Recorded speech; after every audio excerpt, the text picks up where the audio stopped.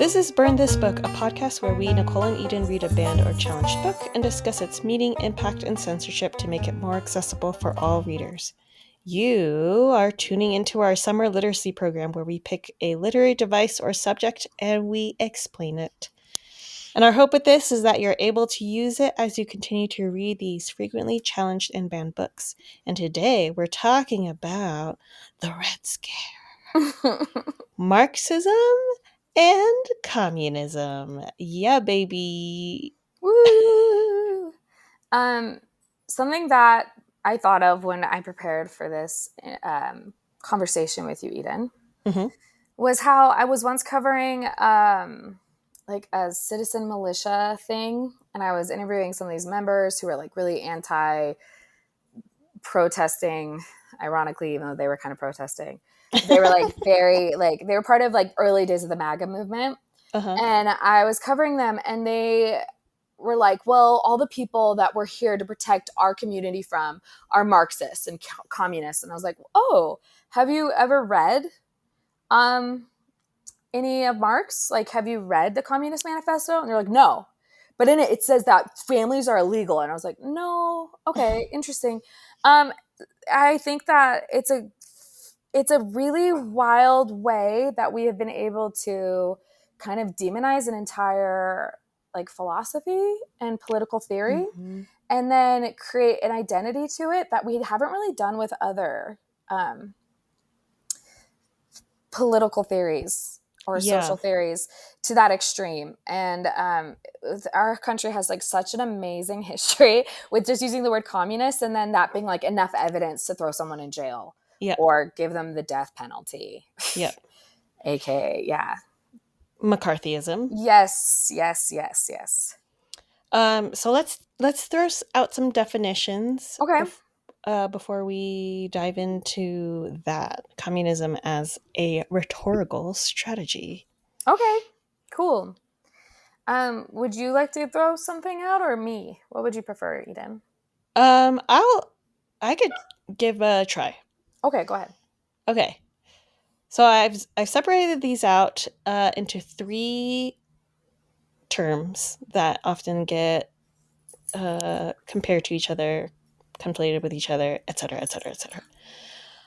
Marxism, which is specifically Karl Marx's economic and social theory analyzing class struggle and capitalism. There's communism, which is the political and economic system based on collective ownership and classless society. And there is socialism, which is the economic system with social ownership of production means. Yep. So yeah, these often get used, like there are similarities, but yeah, I think this is definitely like a high level overview of the differences. Yes, it needs to be more extreme. Okay, sweet. Now, should we talk about the Cold War? I'm always ready to talk about the Cold War. Yeah, because I think that's where. Oh yeah. No, you go. Because Cold War is probably where the bulk of American fear of communism came from. Yeah, well, I would say even, I'd say that's where the roots. Yeah. Everything that we talk about today is kind of stems from how World War II ended. Yeah, because Russia and U.S. were buddies World War II. To an extent, yeah.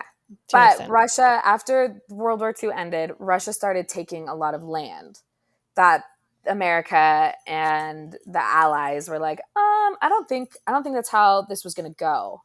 And it quickly became a race to occupy certain territories for whatever purpose, because Russia was like, well, finders keepers, which kind of started this really interesting conversation with Russia that was anti-democratic on their side, and all of a sudden everything was about anti-Russia energy.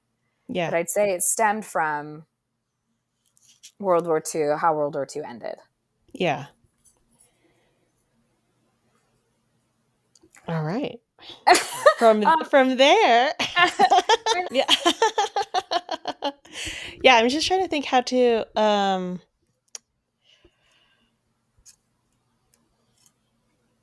to talk about this educatedly. I think we could just okay, let me say something different and Okay. I'll edit and clean up. Okay. But I think maybe we could also just say like when we're talking about communism rhetorically, it's usually talking about something that is anti-American. And it Mm. usually is an umbrella statement. Often when someone's using the word communist or Marxist, they're not actually evoking the literal definition or the true definition within the context of what Karl Marx was saying, but they're actually saying this is anti-American and anti-competition, therefore anti-capitalist. Yeah. And somehow, because Russia was the trial country, Russia and China were the trial countries for early communism, which was a very new social experiment from Karl Marx's mind, who was Mm-hmm. German. Um, the way that they did it was just as a means for a dictatorship and authoritarianism. Mm-hmm. That's all we've been able to affiliate the word communism with. Yeah. We've never actually seen it on like in real life the way it was defined on paper Mm-hmm. by Karl Marx. So to us, it is just anti-American, basically. Yeah, that makes sense. And it becomes like a catch-all term to Mm-hmm. encompass everything un-American about something or someone. Yeah, what's perceived un-American by those in power. And I think Yeah. that's really important is that those who are calling things communist have historically been those who have the power of the industries. So they're usually those who are bonkers wealthy, Mm-hmm. who are not fans of unions, Mm-hmm. workers' rights, um, and they view their success and their wealth as being what makes them American, kind of, Yeah. or the myth of their like hard work as being American. And so anything that's going to threaten that is then labeled communist and also anti-American. Yeah, and communist, the label is so emotionally charged that Mm-hmm. it feels like it becomes a deflection point of like, don't look over here. I don't support Mm-hmm. workers' rights. Look over there. They're communists. Look at Yes. that. Yes. They And want the downfall of all Americans. yeah, Yeah. exactly. So yeah, it is a pretty effective rhetorical strategy of those who just want to stop a conversation. Yeah. It's a conversation stopper where it's like, well, that's just communist, so Yeah. we're not gonna do anything about it. Yeah. And historically, there were Russian spies that were in our country Hmm. that did want the destruction of our country. Like, let's be straight. Like, that, there was a real threat, but it wasn't at all to the level that McCarthy and the 1960s, 1950s through 80s government painted it Hmm. to be. And there were communist parties that people participated in. Angela Davis is a very famous communist. Hmm. Um, but those parties were less about the overthrow of American life and more about workers' rights and a vision of a more sustainable lifestyle for those in the labor class. Yeah, racial equality. Yeah. Um, yeah, the types of communistic values that typically get targeted in book bans Mm-hmm. um, are like workers deserving fair treatment, like you were saying, reducing poverty, questioning wealth concentration, advocating for social programs, and depicting collective action. And so, like, it it feels like literalism to me as well. It's a very Yeah. literal way of reading texts. Um, where like reading this book that portrays like racial inequality or shows workers unionizing, that reading that means that that book then is communist rather than and then therefore the deflection and the inability to see the commentary and read beyond that label. Yes. Yes. I I also think, oh, go ahead. I just spoke so slow right there. It was great. I want to speak slower. So I don't ever change because Okay. that's a habit I need to get better into. Um, I also think that because we as English speakers are a little bit lazy Mm-hmm. in how we talk about and look at social issues and social theory, I think that we sometimes use communism as the catch all term for those who are like for workers' rights because we don't have another Mm, word for it. And so I kind of think that like we might use socialism inappropriately in the same way that totally. conservative, very fearful people use it too. And I wonder if there are better words that are more specific, but maybe they would be less understood, and that's why we don't use them when different people are discussing their beliefs or these theories or how they want society to look. That's a great point. Exhibit A, Bernie Sanders, Yes. a democratic socialist, which everyone in my conservative circles just made fun of that for the oxymoron that it is. Mm-hmm. That it is or exuding. Um, and I was listening to a Freakonomics episode where in the Netherlands they are social democrats. And when they looked at Bernie Sanders, they actually said, hey, he's not, I don't know what this democratic socialist is, Mm-hmm. but what he's saying is exactly what like we are practicing here. Hmm. And we call ourselves social democrats. Yeah. And so like what who was on his branding team, you know?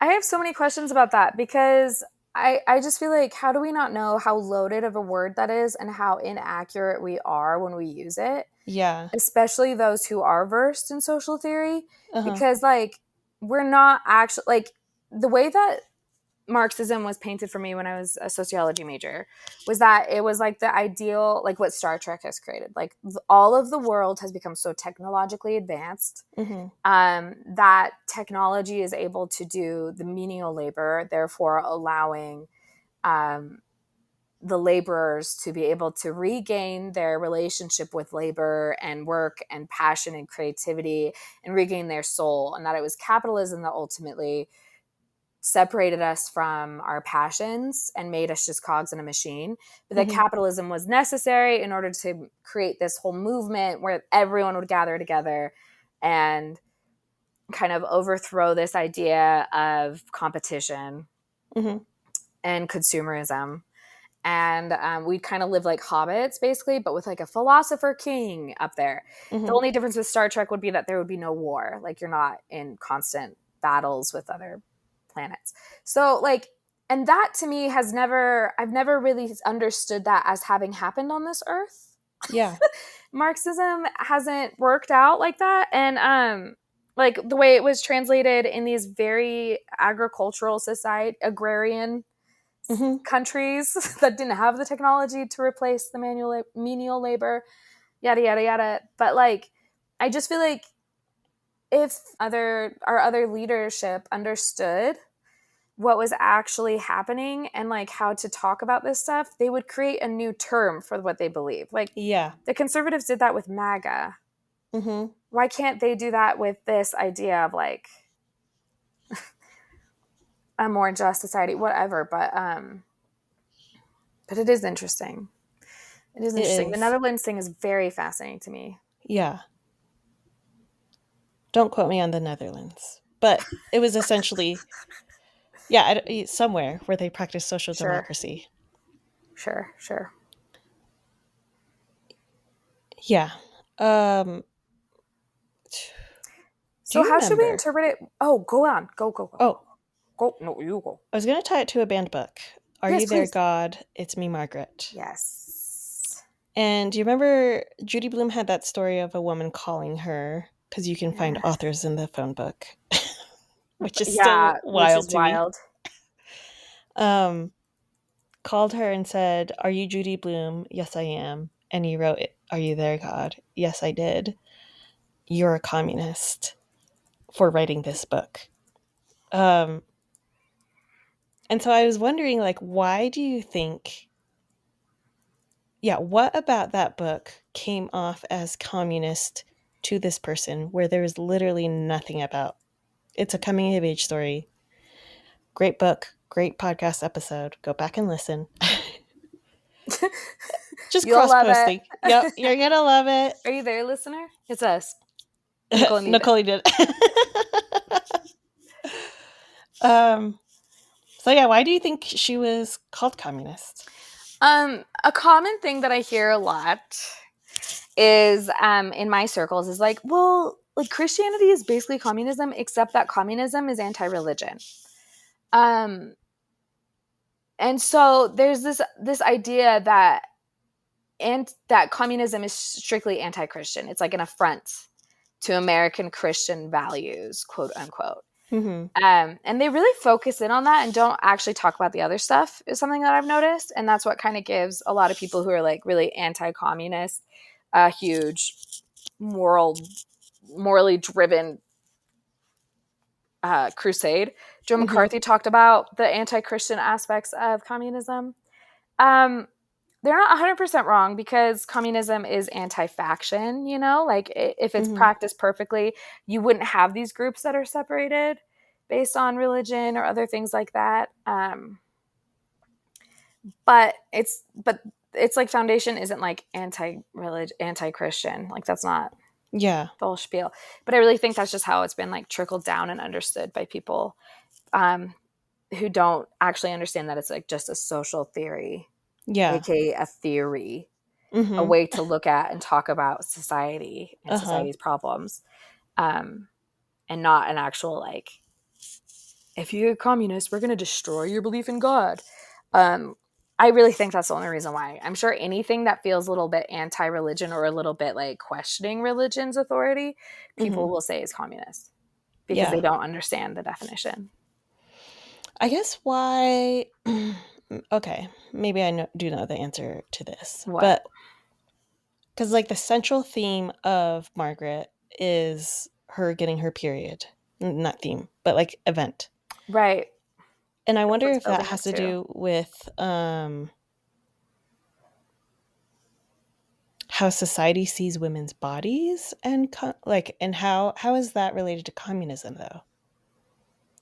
Well, it's also tricky because I don't think Well, like I wouldn't say it's related to right, communism right, per but se. it's Yeah. an interesting conversation because it's like I think this is where the liberals get it wrong about communism, where they're like, "Oh, communism, everyone's free and equal. Mm-hmm. Women are touted." That's not true. Women are still oppressed in the social theory of communism. Mm-hmm.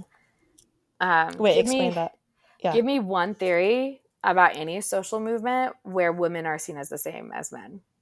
Or where you can talk about a woman's body without it being unclean Mm-hmm. or almost disrespectful to the man's awareness. Mm-hmm. Um, so, like in communist, like yeah, Karl Marx wasn't a feminist, Mm-hmm. so I don't think that that's why it's communist. But I think that those who are like communism is anti-Christian would probably see anything that's feminist because that's also in the bucket of like anti-Christian in their purview as being communist. It's just like they're just using catch-all terms of things that make them feel uncomfortable or that feel like they threaten their faith or their patriarchal understanding. Yeah. But like, give me one social movement that hasn't been patriarchal. Women's lib. That's it. That's the one. That is the only one. Really quick, I think you keep brushing against your mic up here. Oh, that's so annoying for everyone. I'm so sorry. Thank you.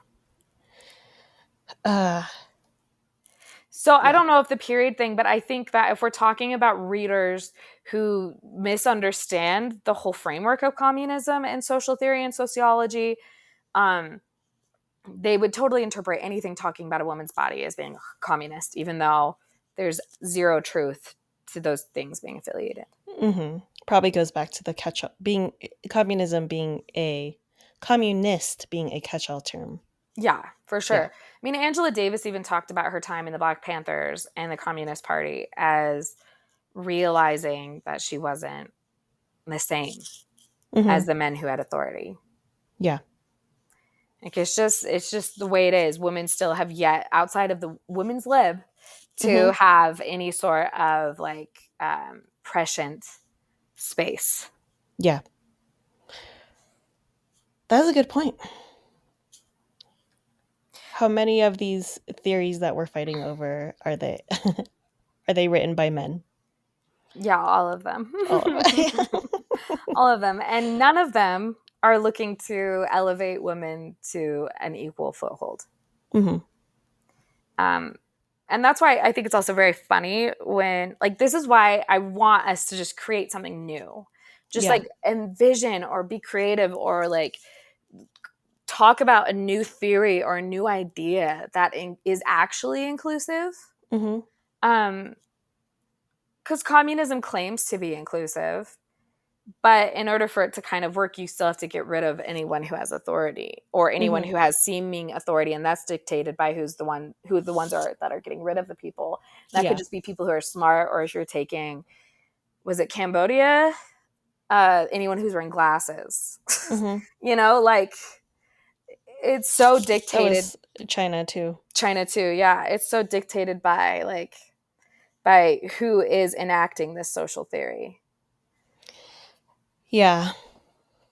I mean, it takes some sort of elitism for someone to overthrow as well. Of Mm-hmm. like, I know better than you. Mm-hmm. But it is just straight up ignorance to say that anyone that threatens your idea of Americanism or Christianity or American Christianity, specifically evangelical, is communist. Mm-hmm. Like it's just It's like like, yeah, fundamentally incorrect. it's not an either or. It's a, and I wouldn't even say it's a spectrum. Like Mm-mm. the definition as it stands today is if you were born in America, you are an American. Mm-hmm. And yeah. And like I also think that a well-rounded human being who is actively engaging with their community and with their social systems and their local politics will be borrowing and learning from multiple social theories to figure out how best to serve their community. Mm-hmm. I just think that like the idea to limit someone with like they're a communist, therefore they're incorrect with everything they say, it is a misrepresentation of how to deal with being alive. Yeah. And I think it's a really lazy reading. There Mm-hmm. are books like Isabel Allende. She talks about the revolution in an unnamed South American country where communism is evoked and then totalitarianism and it like flip flops. But it's a historical reading of things that have happened. So I don't know. I'd be really curious to read something where I'm like, oh, this is like a real threat to the American people. Mm-hmm. But I do think it's fair to feel traumatized if you come from a communist country where communism was touted as a moral good. Oh yeah, Just like how 100%. capitalism is touted as a moral good. Like we shouldn't do that. We Yeah. should be willing to change as the people need change. I think it's also probably the biggest criticism of, well, not biggest, a criticism of how communism is put into effect these days in the history of the world. um I don't know where I'm going with that. Scratch that. That's okay. That's okay. Okay. Any other thoughts? I think if we didn't have greedy people that exist, if greedy people didn't exist, I think AI could have been the um, main event, the turning point event towards a Marxist society. Yeah, I think that's the kind of technology Marx envisioned for sure. Yeah. Except we have, Except, yeah. yeah, we have like Palantir. Is that what it's called? What's What's his that? face's company? It's really scary. He has like all of our data because the government just Palantir. Um, I think, yeah, I think that if we had better data sets, less biased data on the internet, if the internet actually had been regulated at one time, Hmm. I think that it could have been better. Yeah, I think But we made a lot we of bad just, choices yeah, the leading up whole to here. journey just wasn't clean enough to get there, Mm-mm. tidy enough. Yeah, I don't know. But I do think you're right. I think that like AI would have been the mechanism to get Yeah. us to that whole communal revolution kind of lifestyle thing that Marx envisioned. Yeah. But I just don't think that that's possible. I don't think that's possible. I think we have enough greedy executives out there that would just, fire Mm-hmm. their whole writing team Mm-hmm. because you can just use AI to do that. Oh yeah, I've experienced that. Yeah. Yeah. Uh, Yeah, that's cool. uh-huh, uh-huh. Rather than use AI to do the work of do the menial stuff of everyone's jobs to like enable writers to do more of what they do Yeah. better. Yeah. Yeah, it like the Marxist vision from my understanding is that the creative people would have more freedom, more Mhm. opportunity to be more creative. And the entire opposite is happening. Yeah. Yeah. Big sigh. How should we respond when people are like, this is communist literature? I think we should s- have a conversation with them. Like, "Oh, like what about like could you talk about what you mean by that?" Mm-hmm. Mm-hmm. Uh, and if they can't actually speak to a specific, like, even if they were to say, like, "Oh, well, it just talks about how workers deserve fair treatment," and Yeah. you can turn that back as like, "Well, do you not believe that workers deserve fair treatment?" Yeah. I think it can open up a dialogue and like force them to think about what they are about the label they are using. If it is just like, oh, it's because it talks about a girl getting her period, like, Yeah. then I'd be like, well, that is not actually communist. I think you are just uncomfortable with the menstrual cycle Yes. and Yes. your discomfort. You just want to name that. Yeah. Yeah. I would challenge people to just read the Communist Manifesto Hmm. so they can actually understand what what they're saying when they're using that word. Yeah. Well, yeah. Even like, so I have read it a long time ago. Yeah. Yeah. Um, But I remember when we were reading The Handmaid's Tale, and I brought up to you and Stephanie Toman, hey, there's a line here that is actually from the Communist Manifesto, and they like the authority in Handmaid's Tale pass it off as a Bible verse. Yes. Yes. And so I think like Gosh, if Margaret Atwood is brilliant. so good. I just think in general we should not be throwing around labels that we do not know that we do not fully understand. Hmm. Yes, I agree.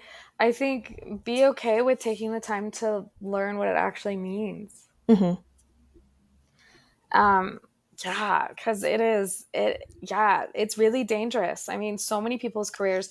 Someone was like, "Well, liberals are always canceling people," and I had to like correct them, and I was like, actually, the only time that actual cancel culture happened and people's cancellations were stuck and completely destroyed their careers would be during the Red Scare, Hmm. during the McCarthy trials. Like that was prime cancel culture Hmm. based off of a title that a lot of people didn't even espouse to, like didn't even affiliate with. Other people had just written movies that had to do with class struggles, and then their careers were blacklisted. Hmm. Um, Today, people who are canceled, so to speak, end up getting a job usually in the same industry or the same job in a different industry very quickly afterwards. And it's mostly a consumer's decision. It's not the government doing it. And back then, it was blatantly the government taking these people to trial. So, like, I just think, if we're going to talk about this stuff, we have to be really careful in what words we use because they are loaded. Communist is a loaded word. And for all those like cool protesting Gen Z kids who are claiming that they're communists, I don't want to hear it unless you've read the Communist Manifesto. Yeah. And you really espouse to every single part, which is fine if you do, like live your life. But unless you've read it, I don't want to hear you labeling yourself as a communist. Because you might not be. Yeah. Truthfully. You might just be uncomfortable with periods. Or you might be too comfortable with periods. There you go. Yes. Too comfortable with periods. Oh my gosh. In which case, might we introduce you to Women's Lib? Oh, yeah. There's a few books I could introduce you to that maybe you'd be a little curious about, per se. It might align with you better than communism. Yeah. And communism, what if that's how you want to look at the world and talk about society, go for it. But be educated. Yeah. That's all. Okay, any other thoughts? No other thoughts. Awesome. Thank you. Me neither. Thank you. So this podcast was produced by us, Nicole and Eden. And the music was written by me. Yeah, Nicole, and performed by her dad, Frank. Yeah. Should we redo that? There you go. Sure, yeah. Burn This Book was produced by us, Eden and Nicole. Music was written by me and performed by my dad, Frank. Bye. Let's do the next one. Can we record the next one later this week or next week? I just gotta go to bed. Yeah, sure. I'm too tired, my dude.